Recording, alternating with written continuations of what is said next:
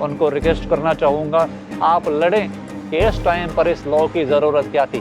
जो अटेंशन है वो हिंदू माइनॉरिटीज़ पर जा रहा था और जो हिंदू समाज के तो दुश्मन हैं, वो दोस्तों इस टाइम पर मज़ा ले रहे हैं। वैसे भी हमारे देश के सारे एजुकेशन इंस्टीट्यूशन कॉलेजेस में दोस्तों पॉलिटिक्स घुस चुकी है, बट ये लॉ को जान के पूर्णली ड्राफ्ट किया गया और जो रिपोर्ट करने वाला बंदा रहता वो एनोनिमस रहता। सबसे प्रेसिंग हिंदू इशू अगर कोई इस टाइम पर है तो वो बांग्लादेशी हिंदू है। किसने इस कानून के बारे में मांग करी? हम इसके सारे इश्यूज को एड्रेस कर सकते हैं। It's not a big deal. Shri Ram दोस्तों वॉरफेयर में सबसे एक प्लीजिंग मोमेंट किसी भी दुश्मन के लिए वो होता है कि जब उसका दुश्मन आपस में ही लड़ने लग जाए। कुछ ऐसी सेटिस्फेक्शन इस टाइम पर दोस्तों भारत का हिंदू समाज दे रहा है और जो हिंदू समाज के तो दुश्मन है वो दोस्तों इस टाइम पर मजा ले रहे हैं, क्योंकि इस टाइम पर हिंदू दोस्तों आपस में ही लड़ मर रहा है। और ये दोस्तों मैं क्यों कह रहा हूँ, क्योंकि जो ये रिसेंट यूजीसी रेगुलेशंस आई हैं और जिसके बाद दोस्तों सुप्रीम कोर्ट ने इस पर रोक भी लगा दी गई है। आई गेस इट्स टाइम कि we introspect what happened, why it happened, we question the timing and we try to understand कि इसके पीछे कौन है। दोस्तों as a Hindu organization Hindu Samman Foundation है ही दोस्तों एक सेल्फ रिस्पेक्ट मूवमेंट हिंदुओं का। हम हिंदुओं को एसटी, एससी, ओबीसी, जनरल करके आइडेंटिफाई नहीं करते। ये कॉन्स्टिट्यूशनल क्लासिफिकेशंस हैं और मैं चाहता हूं कि देश का सारा हिंदू समाज इन क्लासिफिकेशंस का इस्तेमाल करना ही बंद कर दें। आप हिंदू हैं, मैं हिंदू हूं, सब हिंदू हैं। हम कोई भी अपने आप को ऐसा क्लासिफाई करके दोस्तों बात ना करें। आइए दोस्तों इन रेगुलेशंस को समझते हैं कि पहली रेगुलेशंस क्या थी और हिंदू सम्मान फाउंडेशन का हिंदू सोसाइटी के लिए क्या मैसेज है और हमारा एज ए ऑर्गेनाइजेशन इसके लिए क्या टेक है। दोस्तों सारे दड़ों से मैं जो लड़ रहे हैं इस टाइम पर सोशल मीडिया पर, उनको रिक्वेस्ट करना चाहूंगा, आप लड़ें लेकिन रिस्पेक्ट की जो लक्ष्मण रेखा है उसको पार ना करें। ऐसा ना करें कि फर्दर डिवीजन क्रिएट हो। नफरत फैलनी नहीं चाहिए। अपनी आर्ग्यूमेंट्स रखें, आप अपनी आर्ग्यूमेंट्स रखें, क्योंकि अपनी आर्ग्यूमेंट रखेंगे तो दोस्तों एक डायलॉग होएगा, तो इसकी सोल्यूशन की तरफ दोस्तों हम बढ़ पाएंगे। एज ए इंडिविजुअल दोस्तों I never wanted these things to happen in public। दोस्तों अपनी dirty Lenin should never be washed in public। एक दोस्तों अंग्रेजों को सहेंगे, मुसलमान समाज ऐसा नहीं करता। क्रिश्चियन समाज की इंटरनल चीजें हमें नहीं पता लगती क्योंकि वो इंटरनली उसको सॉल्व करते हैं। यहाँ दोस्तों मैं क्वेश्चन करना चाहूंगा देश के जो हिंदू संगठन है, खासतौर से सोशल हिंदू संगठन है, उनको, उनके लीडरशिप को they need to come forward. देश में दोस्तों एक हिंदूवादी गवर्नमेंट चल रही है, बहुत सारे स्टेट्स में हिंदूवादी गवर्नमेंट्स हैं और दोस्तों हिंदू जो रिसर्जेंस है, हिंदुत्व का जो रिसर्जेंस है इस टाइम पर उसका प्राइम टाइम चल रहा है।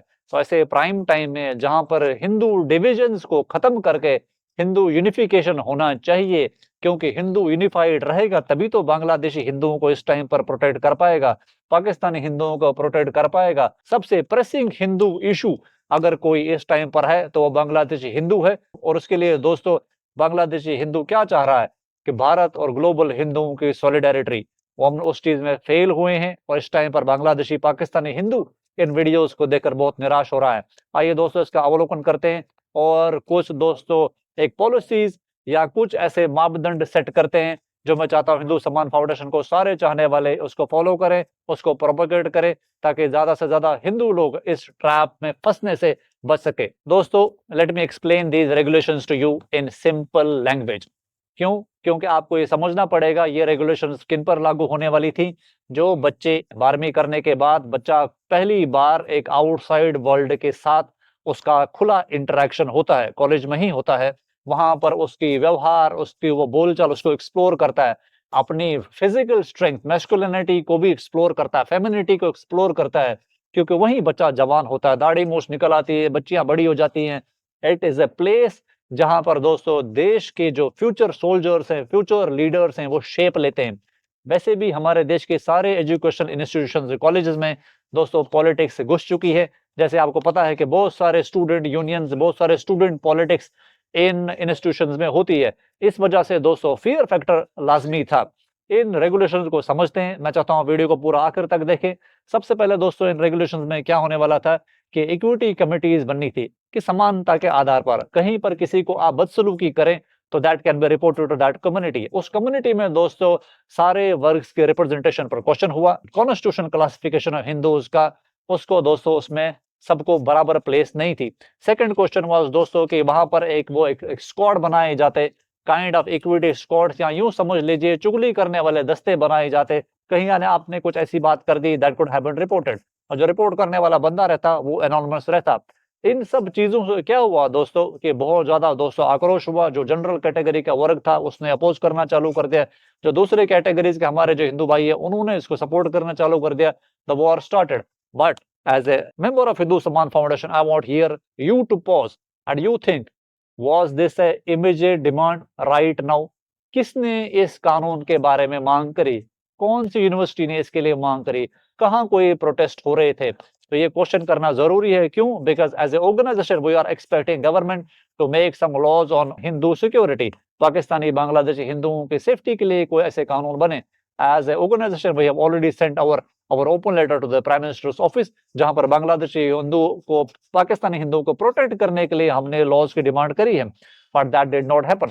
वो एज ए ऑर्गेनाइजेशन या as a general Hindu we were expecting UCC to come, but what came as UGC. तो इसमें जो नोबल चीजें हैं कि डिस्क्रिमिनेशन नहीं होना चाहिए, वी सपोर्ट दैट, ऐसा होना चाहिए। लेकिन ये दोस्तों यहाँ पर एक क्वेश्चन भी मैं रेज कर रहा हूँ कि क्या इस कानून को जान के पोरली ड्राफ्ट करा गया? क्यों? क्योंकि इसमें इतने ऐसे लूप होल्स हैं जिससे दोस्तों लड़ाई झगड़े होने बिल्कुल 100% तय थे। जो इस लॉ की जो एक्चुअल इफेक्टिवनेस है, जिसकी वजह से ये दोस्तों लॉ शेप में आया, उसी पर्पस को ही ये दोस्तों बीट कर देता। अगर उन पॉइंटर्स को, मैं तो ये समझता हूँ दोस्तों, अगर आप और हम 10-20 मिनट भी बैठे, हम इसके सारे इश्यूज को एड्रेस कर सकते हैं। It's not a big deal. But ये लॉ को जान के पोरली ड्राफ्ट किया गया ताकि हिंदू आपस में लड़ मरे। और जो हिंदू कॉन्शियसनेस है, जो हिंदू ग्लोबल कॉन्शियसनेस है, जो एचएसएफ एडवोकेट करता है कि हिंदू इकट्ठा आए जात पात से ऊपर उठ के, उसी को ही धक्का लग रहा था।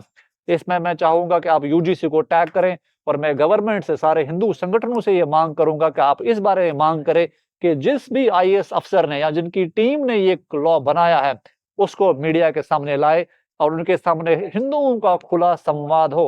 दे शुड बी आस्क्ड, क्या उनको पर्पसली बोला गया था कि आप इसको पुअरली ड्राफ्ट करें ताकि ऐसे केसेस निकले जिससे हिंदू आपस में जातिगत लड़ने चालू हो जाएं? तो this is a very important question या very important allegation which HSF is raising right now. मैं चाहता हूं आप इसको कमेंट में जरूर लिखें, because we want to see those faces, those officers, those incompetent officers, क्योंकि जिनका लॉ सुप्रीम कोर्ट में पहली हियरिंग में भी नहीं टिक पाया। सुप्रीम कोर्ट ने, ऑनरेबल सुप्रीम कोर्ट ने उसको रिजेक्ट कर दिया, send this back to the drawing board. तो we want to see those officer, those IAS officer जो इनकेपेबल थे, जिन्होंने इतना भी ऐसा नहीं सोचा कि इस लॉ को ऐसा बनाया जाए कि इससे जो इस लॉ की इफेक्टिवनेस से डिस्क्रिमिनेशन को खत्म करने की वो मीट हो, ना कि हिंदू लड़ने लग जाए। तो हिंदुओं के लड़ने से क्या हो रहा दोस्तों, as a society we appear weak before our enemies. मैं दोस्तों यहाँ पर एचएसएफ का स्टैंड क्लियरली बोलना चाहूंगा। एचएसएफ सपोर्ट्स जीरो डिस्क्रिमिनेशन। हम नहीं चाहते कि कोई हिंदू डिस्क्रिमिनेट हो। हम हिंदुओं को क्लासिफाई जो हम कॉन्स्टिट्यूशन ने कर रहा है इस पर भी नहीं हम चाहते क्लासिफाई करें। हम चाहते हैं कि सामाजिक लेवल पे हिंदू सामने आए जमीन पर और इस चीज को एड्रेस करे। यहाँ पर दोस्तों मैं 80 साल से जो हिंदू संगठन, हिंदू धर्माचार्य, जो हिंदू मठ मंदिर, हिंदू लीडर्स है, उनको भी मैं क्वेश्चन करना चाहूंगा कि डिस्क्रिमिनेशन है। जो जनरल कैटेगरी के लोग खासतौर से शोर कर रहे थे, discrimination was there in our society, let us gracefully accept this fact. क्योंकि अगर डिस्क्रिमिनेशन नहीं था तो आर्टिकल 17 जो राइट अगेंस्ट अनटचेबिलिटी है वो कॉन्स्टिट्यूशन में 1950 में क्यों आया? क्यों एससी और एसटी एक्ट बनने की जरूरत हुई? क्यों यह यूजीसी एक्ट आ गया? There is something missing in our society. हम लोग कोर्स करेक्शन नहीं कर रहे हैं। जो ऑर्गेनाइजेशंस कोर्स करेक्शन करना चाह रही हैं लाइक एचएसएफ, ऐसी ऑर्गेनाइजेशंस को एंडोर्स नहीं किया जा रहा है। इस टाइम पर आपको देश के सारे हिंदू नेताओं की चुप्पी पर भी क्वेश्चन करना चाहिए, सारे हिंदू संगठनों की चुप्पी पर भी क्वेश्चन करना चाहिए, जिनकी जिम्मेदारी है कि सामाजिक लेवल पर हिंदुओं को एकत्रित करे और जो इस डिवीजन को होने दे रहे थे। दोस्तों यहाँ पर मैं गवर्नमेंट से ये भी दोस्तों मैं क्वेश्चन करना चाहूंगा कि इस टाइम पर इस लॉ की जरूरत क्या थी? बांग्लादेशी हिंदू मर रहा 18 महीने से, उसको इस टाइम पर एड्रेस करने की जरूरत है। हिंदू सॉलिडरिटी बनाने की जरूरत है। जितने भी हिंदू लीडर है जिन्होंने हिंदू राष्ट्र बनाने की बात करी थी, उस उन उन लीडर्स को इस टाइम में क्वेश्चन करने की जरूरत है। जब बांग्लादेश में घर जलाए जा रहे हैं, वुमेन एब्डक्ट हो रही हैं और ओपन किलिंग्स हो रही हैं, उस टाइम पर एक कंसोलिडेटेड हिंदू एक सपोर्ट भारत की तरफ से जनरेट करने की जरूरत है। पाकिस्तानी हिंदू कंटिन्यू फ्ली कर रहा है, भारत से भी कंटिन्यू जा रहा है, उस पर दोस्तों कुछ करने की जरूरत है। क्यों दोस्तों मैं ये कह रहा हूं? क्योंकि फाइनली दोस्तों ग्लोबल जो अटेंशन है वो हिंदू माइनॉरिटीज पर जा रहा था। उस जो अटेंशन है उसको धक्का लगता है जब भारत के हिंदू ऐसे डिविसिव चीजों में, डिविसिव आर्ग्यूमेंट्स में दोस्तों अपने आप को एंगेज करें। इस लॉ का सबसे बड़ा ड्रॉबैक जो मुझे समझ में आ रहा है दोस्तों, ये हिंदुओं को यूनिफाई नहीं करता। ये हिंदुओं की कास्ट आइडेंटिटी को और गहरा कर रहा है। ये हिंदुओं को बच्चों के लेवल पे, एजुकेशन इंस्टीट्यूशन के लेवल पे और उसको इंस्टीट्यूशनलाइज कर रहा है, और उसको एडमिनिस्ट्रेटिव जो बैरियर्स है, जो कंपार्टमेंट्स में, उसमें ब्रेक कर रहा है। इसमें इवेंचुअली यही होता है दोस्तों, बच्चे पूछेंगे कि तुम कौन सी कैटेगरी के हो, तुम किस कास्ट को रिप्रेजेंट करते हो। दीज आर द क्वेश्चन दोस्तों जिससे हिंदू यूनिटी को धक्का लगेगा। एंड मुझे लगता है कि as a self respect organization हम चाहते हैं कि ऐसा बिल्कुल भी नहीं होना चाहिए। हिंदुओं को यूनिफाई करने की जरूरत है, ना कि लेजिस्लेट करने की। और जो हिंदू इश्यूज हैं, जो जेन्युइन हिंदू इश्यूज हैं, we believe that they needs to be addressed on the ground. कैसे? सोशली, हम लोग सोशली उसको एड्रेस करें। सारे हिंदुओं से मैं ये अपील करना चाहूंगा, we need to rise above caste, we need to back Bangladeshi Hindus at this juncture, we need to back Pakistani Hindus at this juncture।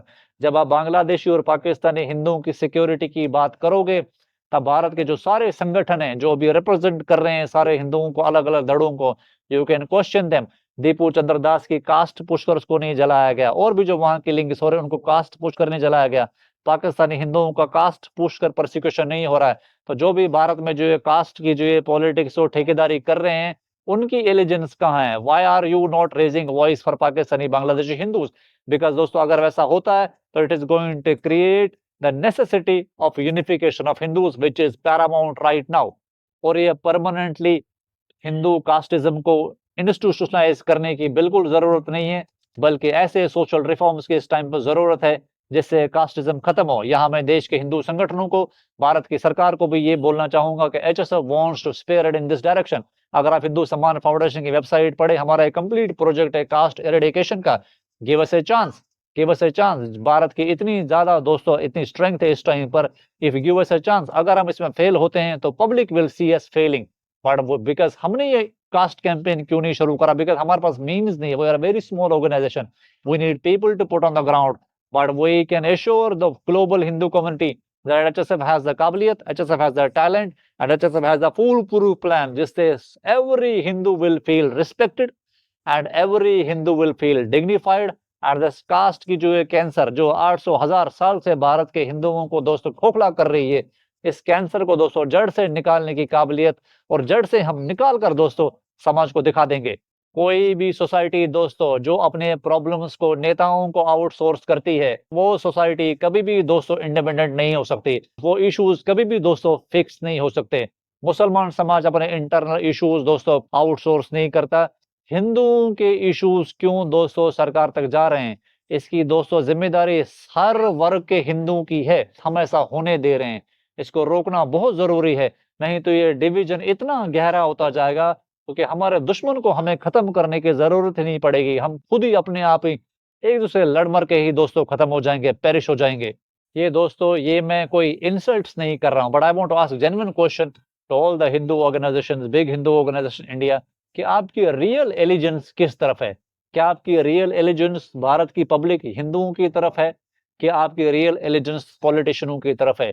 क्योंकि आपके कोई स्टेटमेंट, आपकी कोई बड़ी बातें सामने नहीं आई हैं और आपने इसको डिस्करेज नहीं करा है। मैं चाहता हूं कि दोस्तों भारत का पूरा हिंदू समाज इस चीज को नोटिस करें। As a organization we are taking a clear stand on this Hindu issue because it's a Hindu issue, and every Hindu organization and the जो heads of these Hindu organizations need to come forward before the common public and take clear stand कि आपकी सोच क्या कहती है। Here दोस्तों HF is not defending दोस्तों any caste, we are not defending any caste, we are defending Hindu unity। And Hindu unity दोस्तों बहुत इंपॉर्टेंट है। हिंदू यूनिटी का इस टाइम पर दोस्तों जैसा बद्दा मजाक बन रहा है, this should not happen.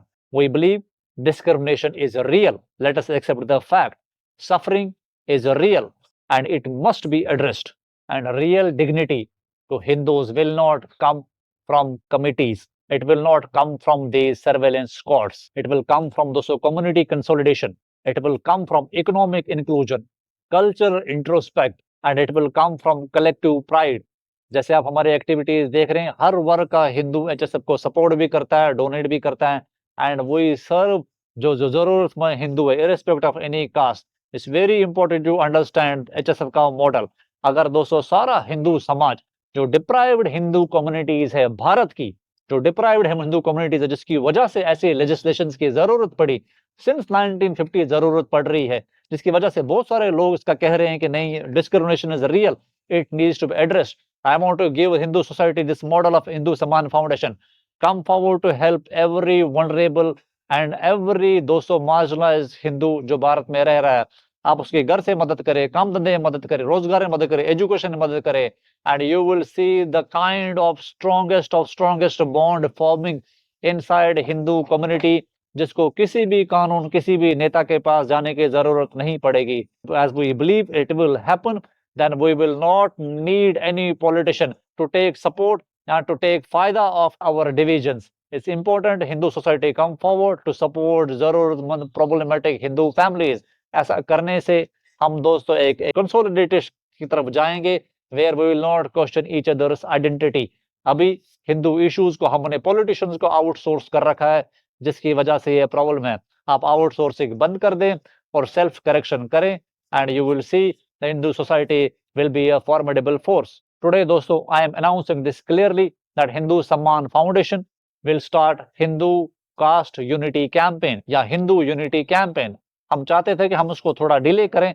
Seeing the urgency, हम चाहते हैं कि हम इस पर भी कुछ वीडियोस करें, and you will see ground action happening with these campaigns. If you are somebody जिसने caste discrimination को face किया है, please write to me. My number is in video description. The way we are documenting persecution of Pakistani Hindus, we are documenting persecution of Bangladesh Hindus, and we are uniting global Hindus for this cause. We will do the same for you. If you are a Hindu, you have faced a discrimination in India, abroad, college, anywhere, please write to me. We'll come to your house and we'll make a video and we'll present this case in a most respectable and a most clearly manner before the Hindu society. तो मैं चाहता हूँ सारा हिंदू समाज इसमें back करें, ताकि बस कास्ट की जो बीमारी है, इसको हम सोसाइटी लेवल पर रेस्पेक्टफुली एड्रेस करें.